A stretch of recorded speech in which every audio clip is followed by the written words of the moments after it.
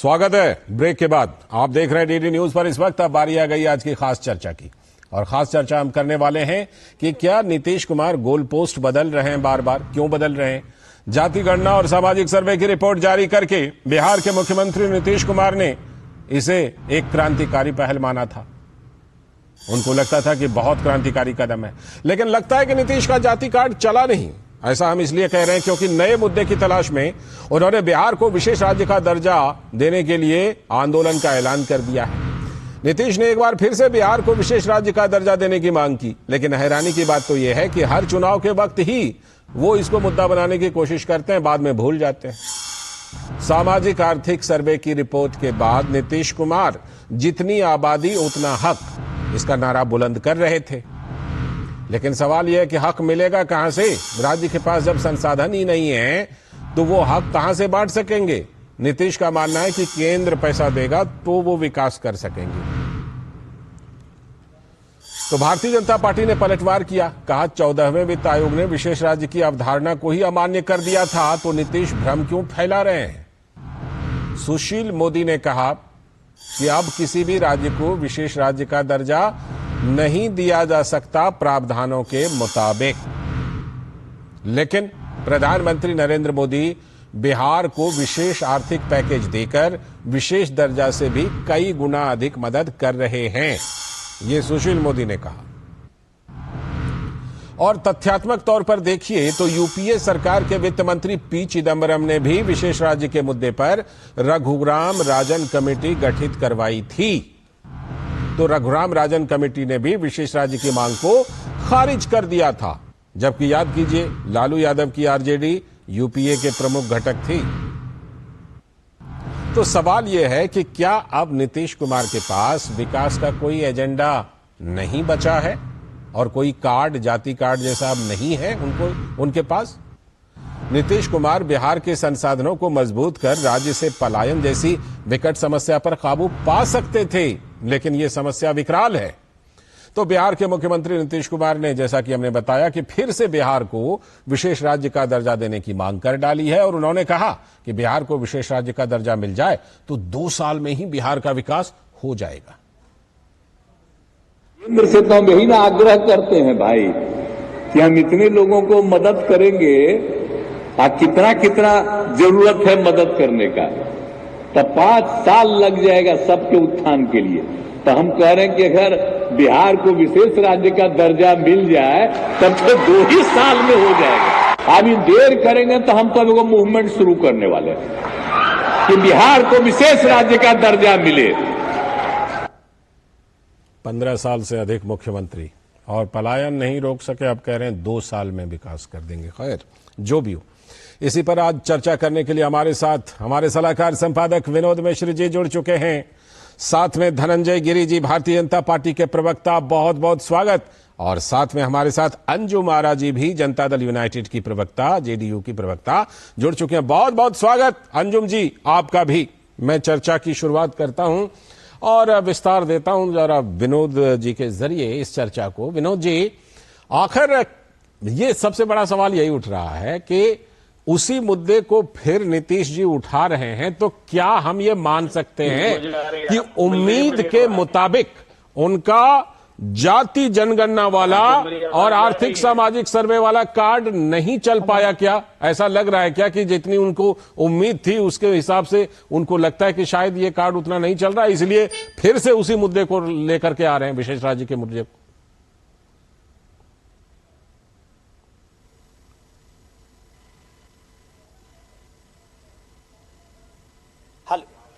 लाल जी जी, तो सबसे पहले जरूरी ये समझना जरूरी है कि विशेष राज्य का ये मांग नीतीश कुमार कर रहे हैं, ये अकेला पहले नहीं कर रहे हैं, इससे पहले भी कई स्टेट से ये मांगे उठती रही थी।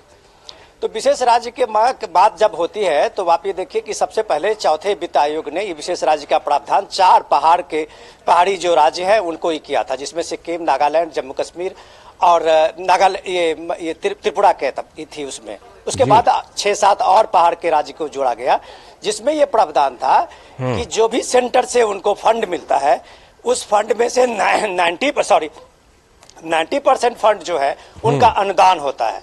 और 10% जो उसका फंड होता है, उस फंड में उनको बगैर ब्याज के उनको बाद में चुकता करना पड़ता है। जबकि दूसरे राज्यों में इस प्रावधान के हिसाब से देखें तो उनको 30% जो है वो सेंटर का अनुदान होता है और 70% जो है उसमें ब्याज के साथ राज्य को लौटाना होता है। ठीक है, ये एक व्यवस्था है। और इस व्यवस्था में राज्यों को ये बात लगता है कि सेंटर से जो उनको फंड मिले वो ऐसे जो विशेष राज्य का जिसको ये पहले से दर्जा मिला हुआ है उसको 100 के 100% वो पूरा फंड उसको बगैर किसी ब्याज के वो उनके विकास के नाम पे उनको मिलता रहे और वो अपना काम चलाता रहे। तो बिहार में जब ये 25 साल से 30 साल से आप ये देख रहे हैं कि जब कभी चाहे कभी महागठबंधन में नीतीश कुमार हो तो उस समय भी उन्होंने ढेर 1 करोड़ 2 करोड़ लेटर चिट्ठी लिखने की बात की थी कि हमने एक चिट्ठी लिखी है और पार्लियामेंट में आपने देखा होगा कि बोरी भरे भरे वो लेटर सब बिहार से आए थे। ये नीतीश कुमार जब बीजेपी के साथ नहीं होते हैं तब वो एक तुरुप के पत्ते में से अपने में से निकालते हैं। हमें याद रखना चाहिए कि चंद्रबाबू नायडू ने कभी जो आंध्र प्रदेश में एनडीए का साथ छोड़ा था उसके पीछे विशेष राज्य का दर्जा ही उनका की मांग थी और जिसको नहीं स्वीकार किया गया था। तो ये स्वीकार क्यों कैसे किया जा सकता है कि जब रंगराजन की कमेटी ने यूपीए में इसको चिदम्बरम फाइनेंस मिनिस्टर थे या लालू यादव वहां कद्दावर मंत्री थे या आप कह सकते हैं कि लालू यादव उस समय में वही आप चंद्रबाबू नायडू की तरह सरकार से समर्थन वापस ले सकते थे अगर उनको विशेष राज्य का दर्जा का इतना अहमियत पता था। लेकिन वो चुपचाप चिदम्बरम के रंगराजन कमेटी की रिपोर्ट को स्वीकार कर लिए और चुपचाप बैठा रहे।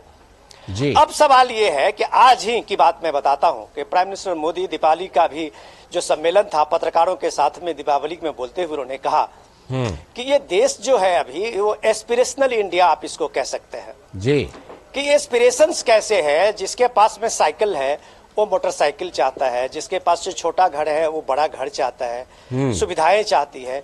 तो ये एस्पिरेशनल इंडिया की बात करते करते उन्होंने शहडोल का एक सेल्फ हेल्प ग्रुप का एक उदाहरण दिखाया था। एक ट्राइबल इलाके की बात वो कह रहे थे जहां वो अपना एक्सपीरियंस शेयर कर रहे थे कि वहां लखपति दीदी है और ये लखपति दीदी कैसे बनी है सेल्फ हेल्प ग्रुप से, उसकी पूरी बात बता रहे थे कि जब एस्पिरेशन समाज में होता है, लोगों में होता है आगे बढ़ने का, कुछ करने का एक जज्बा होता है तो वो अपने लिए इकोनॉमी के रास्ते ढूंढते हैं। और वो कैसे ढूंढते हैं कि वो आदिवासी महिलाएं अपने इलाके में कम से कम 100 से ज्यादा ऐसे करोड़पति लखपति दीदी हैं। तो उन्होंने कहा कि हमारा ये टारगेट है कि हम कुछ सालों में कम से कम इस संख्या को 2 करोड़ ऐसे लखपति दीदी का हम एक संख्या बनाए तो हो सकता है ये चीजें। ये बात एक ट्राइबल इलाके के सेल्फ हेल्प ग्रुप ने दिखाया है। तो क्या नीतीश कुमार जिस सेल्फ हेल्प ग्रुप की बात करके अपने को एक सिक्का चलते रहे हैं, क्या उनके बिहार में ये लखपति दीदी नहीं हो सकती? बिल्कुल हो सकता है। अगर ये बिहार में ये जिस तरह से जंगल राज है, कल ही आप देखिए एक दरोगा की हत्या हुई माइनिंग में जमुई में, और जब ये सीएम से पूछा गया, डिप्टी सीएम से पूछा गया तो कहते हैं पता करते हैं। तो आप जब ये स्थिति बिहार के लॉ एंड ऑर्डर के बनाए हुए हैं तो कौन आएगा जो आपके यहाँ पैसा इन्वेस्ट करेगा और कौन आएगा जो इस बात के लिए भरोसा करेगा कि बिहार में भी कुछ किया जा सकता है। इसीलिए बीजेपी के नेता विजय कुमार सिन्हा ने उनको रिएक्शन देते हुए कहा है कि अभी तक बिहार को लूट रहे थे, अब जो है वो सेंटर का मुफ्त का फंड चाहते हैं, उस लूट को हम कैसे छूट में बदलें। बहुत सारे सवाल इकट्ठे हो गए हैं और मैं धनंजय जी के पास बाद में आऊंगा, पहले अंजुम जी के पास ही मैं चलता हूं।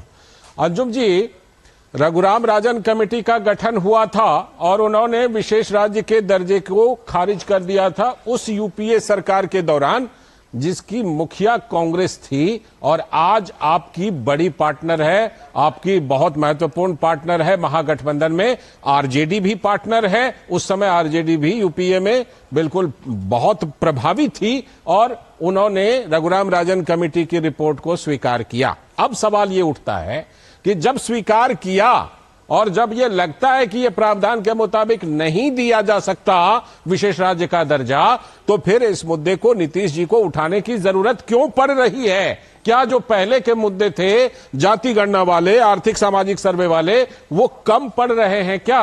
अंजुम जी।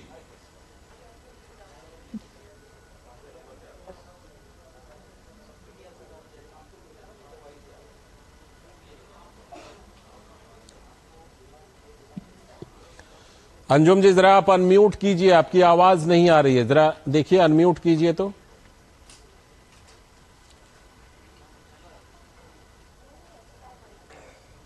आप बोलिए जरा।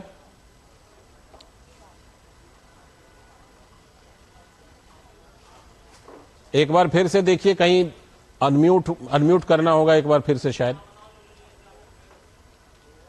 अब बोलिए।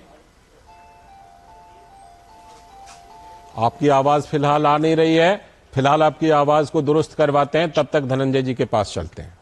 धनंजय जी, जरा ये बताइए कि आप ये क्यों कह रहे हैं कि बिहार को विशेष राज्य का दर्जा अब नहीं मिल सकता प्रावधान के मुताबिक?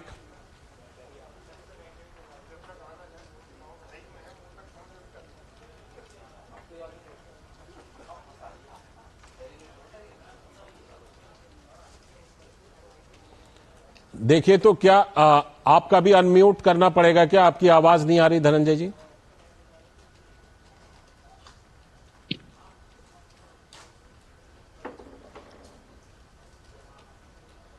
लगता है फिलहाल धनंजय जी की भी आवाज नहीं आ रही है, अंजुम जी की भी आवाज नहीं आ रही है।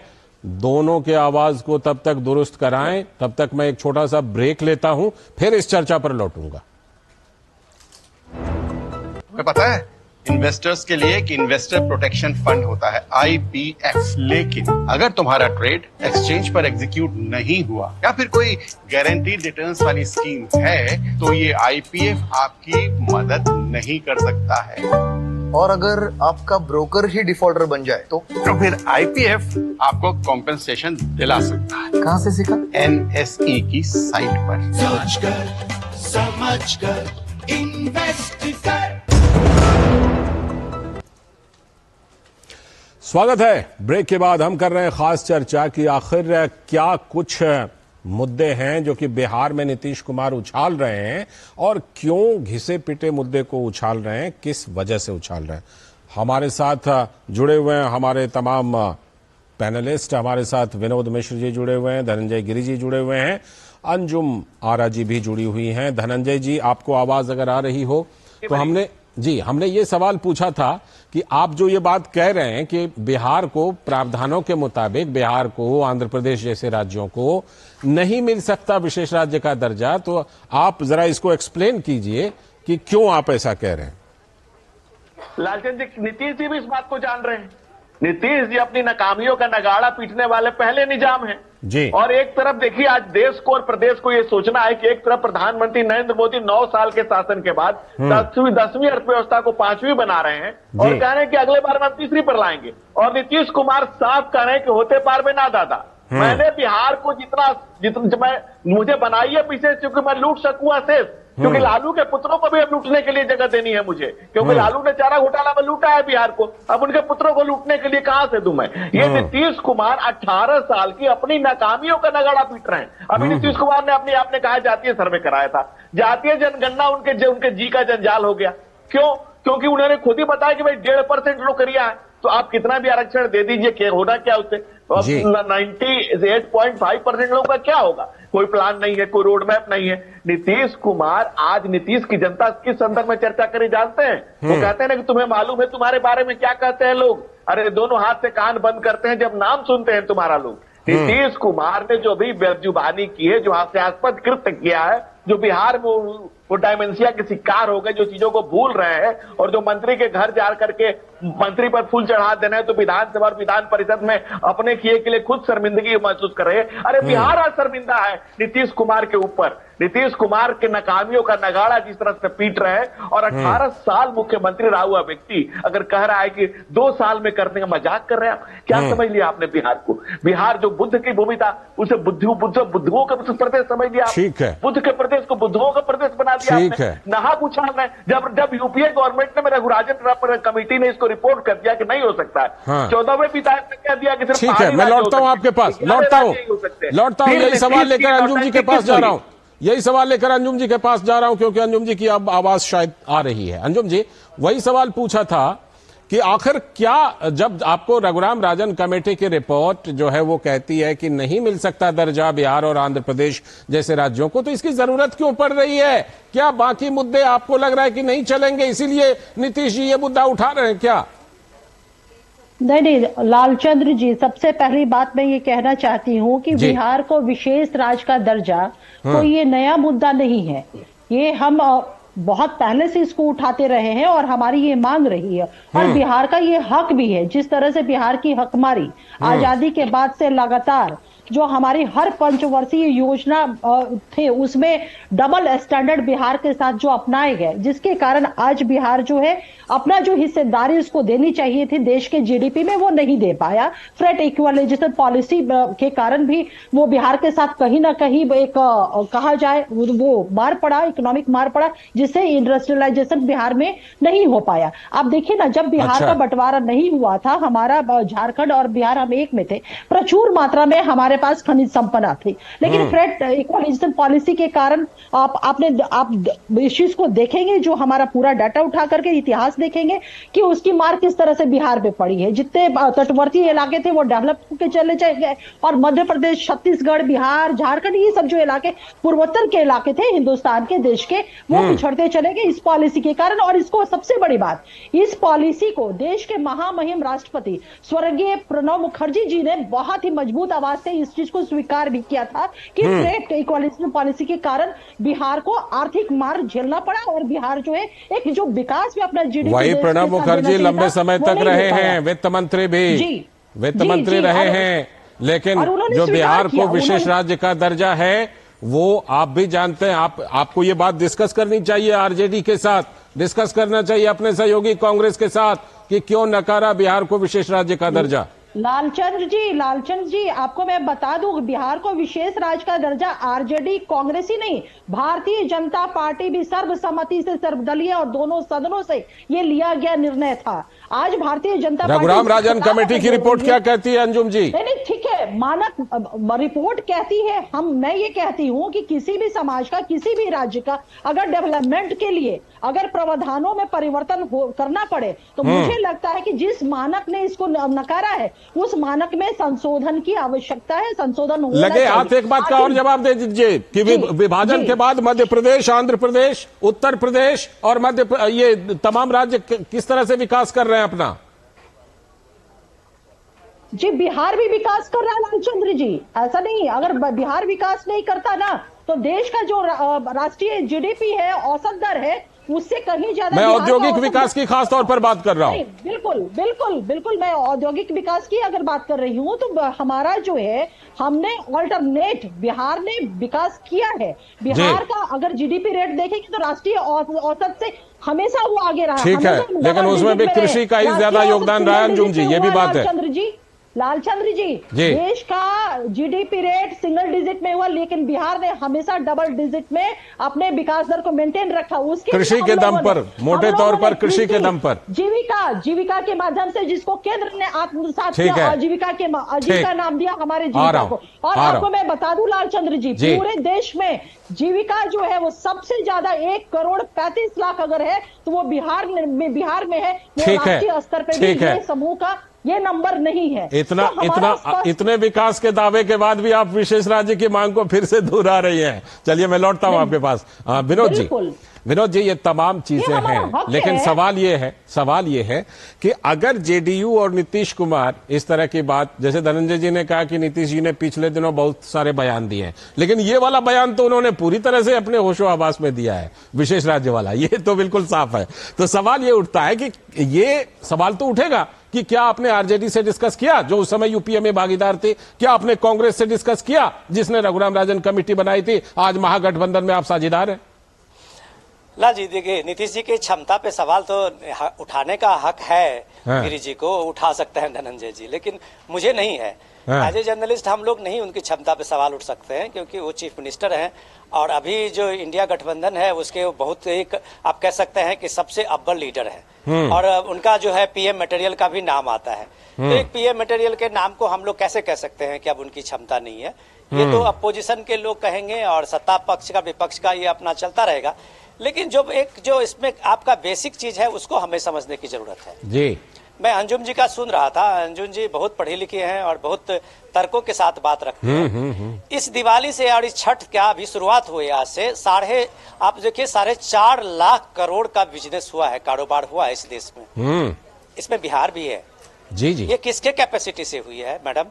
और ये 4.5 लाख करोड़ जो एक हफ्ते का, आप एक हफ्ते भी नहीं हुए दिवाली का, और इस देश का पोटेंशियल है कि 4.5 लाख करोड़ का अभी आप ये देखिए कि खरीदारी हुई है, ये मार्केट का ये ताकत है। तो इसलिए प्राइम मिनिस्टर मोदी कहते हैं कि ये अभी जो 2000 अभी आप 5वें नंबर पे इकोनॉमी में हैं, अगर आप इस तरह से ये भारत का ये भविष्य दिखेगा, भारत का ये गौरव दिखेगा, तो आने वाले 2040 तक में ये भारत नंबर 2 की हालत में होगा जी। ये इसकी ताकत है जी। ये उनकी जिनकी आबादी उतना हक के ताकत से नहीं होता है, ये ताकत से होती है कि जब आप एक प्रोफेशनलिज्म लाते हैं, जो प्रोफेशनलिज्म है एस्पिरेशन, वर्क कल्चर, जो वो जीपीएफ की बात वो कह रहे थे, मैं उन्हीं की बात कह रहा हूँ। यही बात तो आज प्राइम मिनिस्टर मोदी कह रहे थे कि क्यों नहीं 1 लखपति दीदी हमारे यहाँ है भाई। यही जीविका के कंसेप्ट तो इनका भी सेल्फ हेल्प ग्रुप का है। लेकिन जब एक आदिवासी इलाके में ऐसा हो सकता है, ये प्रोफेशनलिज्म है। ठीक है। और इन्हीं के जीविका के नाम पे कितने करोड़ों की लूट है, इनको पूछ लीजिए भागलपुर कांड क्या है इनका। मैं इस चीज पे नहीं आता हूँ, ये आरोप प्रत्यारोप अपना दोनों ये करेंगे, लेकिन बिहार किस तरह से लोगों को ठगा है, ये 32 साल तक लगभग यही लालू नीतीश का ये एड़ फेर करके शासन सामाजिक न्याय का है। और आप ये देखिए कि 32 साल के बाद इन लालू नीतीश के सामाजिक न्याय में 7% वहां अगर ग्रेजुएट है, 23% अगर इन्हीं के सामाजिक बड़े गंभीर सवाल सर्वेक्षण में जो अभी 5वीं पास है, उस बिहार से ये क्या उम्मीद करेंगे कि ये एक पोटेंशियल बनाएंगे या युवा शक्ति बनाएंगे। ठीक है। सवाल सबसे गंभीर बात ये है कि आप इलेक्शन के मोड पे सिर्फ सत्ता पाने के लिए जो जातियों का और जाति का खेल चल रहे हैं, और जब जब आपको पैसे की जरूरत होती है, आपको लगता है कि हम नहीं कर पाएंगे या हमारी स्थिति नहीं है करने की, कि आप एक कार्ड निकालते हैं, विशेष दर्जा की बात कर देते हैं। जी। अब नीतीश कुमार कह रहे हैं कि हम अगर आप ऐसे हमारे अपील पे नहीं दोगे, निवेदन पे नहीं दोगे, तो हम आंदोलन करेंगे। ये आंदोलन इसलिए कह रहे हैं कि उनको लग रहा है कि ये जाति गणना का कार्ड नहीं चला, तो कम से कम अब विशेष राज्य के दर्जा का नाम पे आप वही कार्ड करें। और मिशन 2024 में ये बताया कि केंद्र ने बिहार के साथ अनदेखी की है और इसका बदला हमें लेना है। ये इस तुरुप के पत्ते का इस्तेमाल करना चाहिए। आपने अपनी बात में ना एक बार फिर से पीएम मटेरियल वाली बात याद दिला दी, जो पहले कभी चर्चा हुआ करती थी नीतीश जी के लिए। खैर, मैं इस पर लूंगा जवाब, लेकिन पहले धनंजय जी, हाँ धनंजय जी आप ही के पास आ रहा हूं।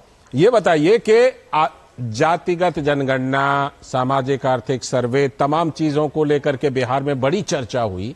अब एक बार फिर से उस मुद्दे की चर्चा हो रही है जिसके बारे में शायद सब जानते हैं कि ये नहीं हो सकता, केंद्र और बड़ी सहायता दे सकता है, लेकिन ये विशेष दर्जा वाला नहीं हो सकता। तो क्या नीतीश जी गोल पोस्ट अपना बदल रहे हैं, धनंजय जी? देखिए लालचंद जी, ये बिहार का दुर्भाग्य है कि नाकाम नीतीश कुमार ने बिहार के साथ बुरा मजाक कर रहे हैं। नीतीश कुमार को जब बिहार की जनता ने खारिज कर दिया, आज नीतीश कुमार बिहार में तीसरे नंबर के राजनीतिक दल हैं। उन्होंने देखा कि उनकी राजनीतिक शख्सियत और राजनीतिक ताकत लगातार गिर रही साख में। उन्होंने फिर एक कोशिश की, एक बिहार में कोशिश कराया, एक गठबंधन बनाने का, एक महागठबंधन यूपीए बनाने का वहां कोशिश किया। वहां पर भी वो फेल हो गए। पहले आप लोग 1 साल पहले हम लोग चर्चा करते थे कि नीतीश जी पीएम मटेरियल है, उसके बाद चर्चा होने लगी क्या वो सूत्रधार बन पाएंगे। तमाम जगह से फेल होते गए। जी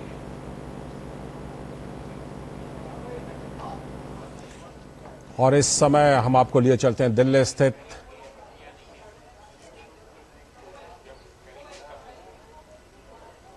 तो हम चर्चा कर रहे हैं बिहार पर चर्चा, खासतौर पर कि नीतीश कुमार क्या बार बार गोल पोस्ट को बदल रहे हैं। धनंजय गिरी हमारे साथ, भारतीय जनता पार्टी के प्रवक्ता जुड़े हुए हैं। हमारे साथ विनोद मिश्र जी, हमारे सलाहकार संपादक, और अंजुम आरा जी, जनता दल यूनाइटेड की प्रवक्ता जुड़ी हैं। मैं विनोद जी के पास चलता हूं इस समय। विनोद जी, जिस तरह से बात गोल पोस्ट बदलने की हो रही है, क्या नीतीश कुमार को ये लगने लगा है कि राजनीति में और बिहार की राजनीति में अपनी प्रासंगिकता बनाए रखने के लिए इन मुद्दों को एक बार फिर से लाना जरूरी हो गया है? डेफिनेटली आप ये बात कह सकते हैं कि नीतीश हमेशा अभी आप उनका जो पॉलिटिकल आप यूएसपी कह सकते हैं, वो यूएसपी नीतीश कुमार की यही रही है कि अपनी प्रासंगिकता बनाए रखते हैं। फिलहाल मैं माफी के साथ लौटूंगा आप लोगों के पास, लेकिन इस समय दिल्ली स्थित भाजपा मुख्यालय में आज दिवाली मिलन समारोह आयोजित किया गया।